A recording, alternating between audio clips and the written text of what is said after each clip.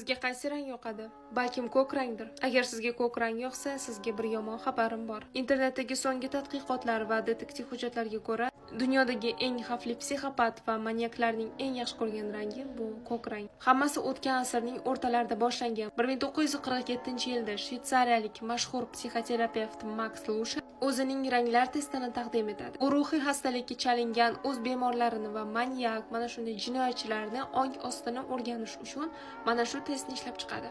Ma'lum bo'lishicha, tashqi dunyoda umuman uzilgan va o'zini qobig'ida yashaydigan depressivniy odamlar ko'proq ko'k rangni yaxshi ko'rishadi, chunki mana shu ko'k rang ularning ichki sovuqqonligini ko'rsatadi, deb aytgan Max Lusher. Albatta, agar siz ko'k rangni yaxshi ko'rsangiz, demak siz psixopat yoki manyaksiz degani emas. Ammo atrofingizdagi odamlar haddan tashqari bosiq va ko'k rangi mukkasidan ketgan bo'lsa, ularga e'tiborliroq bo'ling. Siz qaysi rangni yaxshi ko'rasiz? Fikrlaringizni izohlarda yozib qoldiring va menga obuna bo'lishni unutmang, chunki menda qiziqarli ma'lumotlar